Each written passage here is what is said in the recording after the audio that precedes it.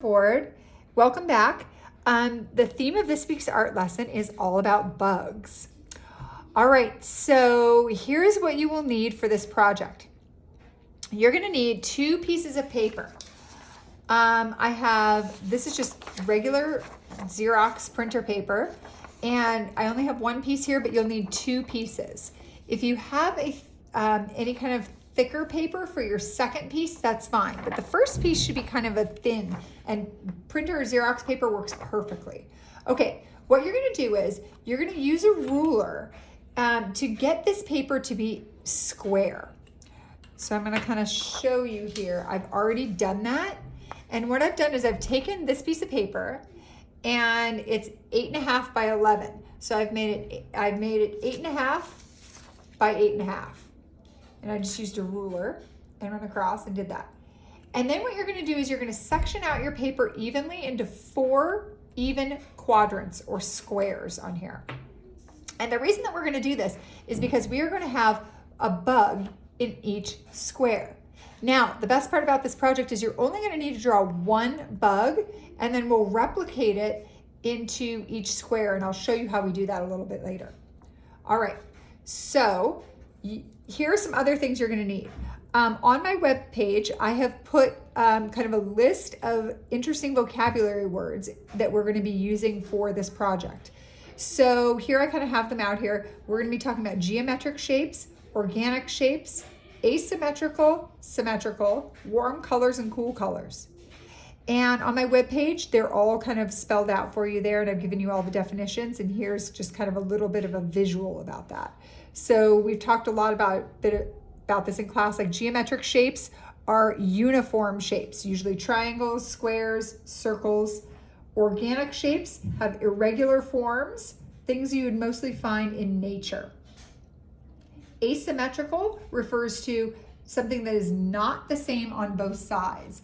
So here I have I just drew like a half circle, and here's my pretend kind of dividing line, and then I have something that's different on this side than this side. Symmetrical means it's exactly the same on both sides. So here's my circle, it's kind of divided into a little pie shape, but it's exactly the same on one side that it is on the other side, which is the way it is with like butterfly wings or things like that. And that will come into play when we do our bug wings. Okay,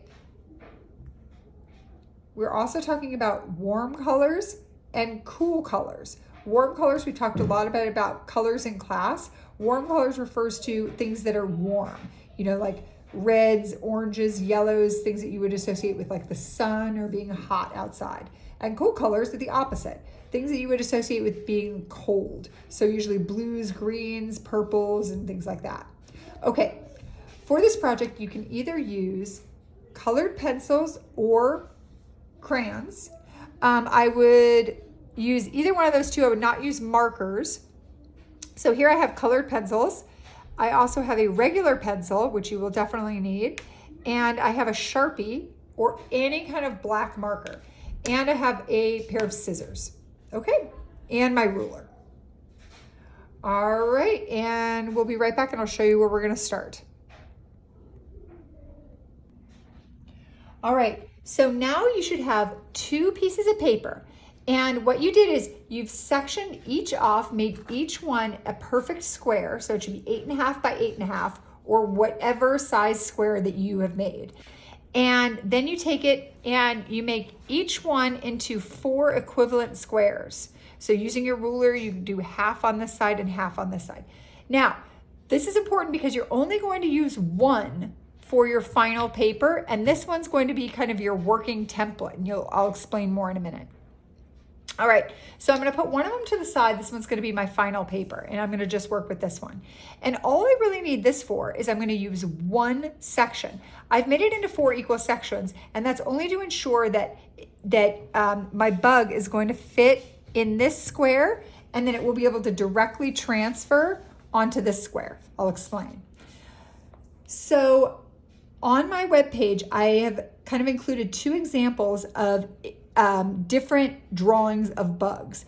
any kind of bug that you want, you really only need to choose one kind of bug. And the reason I give you some examples is because I want to have you guys stay away from like insects or bugs such as like a worm or things like that don't have multiple parts to them and won't make an interesting composition. Okay, so let me show you. What I've done here is I have drawn a bug in one of my squares of my paper. And this is kind of one of the bugs that I just took from the examples I showed you on my webpage. And what I'm going to do is I drew it in pencil. And I pressed pretty hard in pencil. And then what I'm going to do is I don't need to do anything with the rest of these 3 squares. I'm going to cut out my bug. Cut out my square, not cut out my bug. I'm going to cut out my square. And then I'm going to discard that part, and all I need to do is work with this part. What I'm going to do is, in the next clip of my video, I'm going to walk you guys over to a window, and I'm going to show you a really great way to be able to transfer this exact image onto my final paper without using any kind of tracing paper. Okay, so let's go over to the window. All right, so now I'm at my window. Any window in a house will work. So I have my bug drawn in pencil. I'm gonna flip it over, and through the window you can see the mirrored image of my bug. I'm gonna take a pencil, and actually a dull pencil works a little bit better than a sharp pencil. And I'm gonna press pretty hard. And I wanna make sure that I am going over every single line. Make sure I go over every single part of my bug. Everything that you trace over will directly transfer onto our paper. And our pencil the pencil lead works as a really good transferring agent. So you can watch. Okay, make sure I do every single line. Makes it easier in the long run to trace exactly what you see.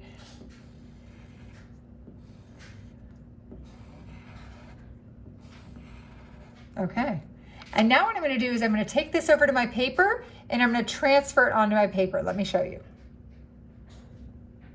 All right, so now what I have is I have my original image, and then I have my transferred image. So what I'm going to do is I'm going to put it just like a puzzle. I'm going to put it right into this square right here, and I'm going to turn it to the side, and what I'm going to do is I'm going to press pretty hard, and I'm going to transfer over. And so what you're doing is you're doing a lot of tracing over your original image, and that's fine. What I'm going to do is real quick, I'm going to hold my fingers on here. I'm going to lift this up a little just to make sure that it's working. Yep, I see it's working. And you want to press pretty hard. The harder you press, the better it will transfer. And it's just going to be a really light image, and that's okay.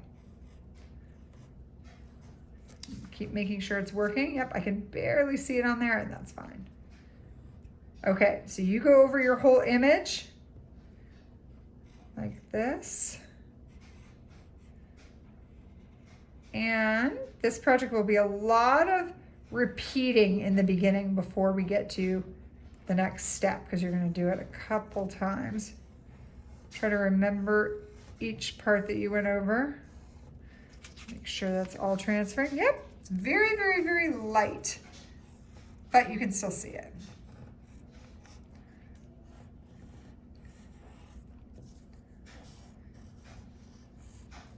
Now, I'm going kind of fast just for the purpose of my video, but you can go slower at home.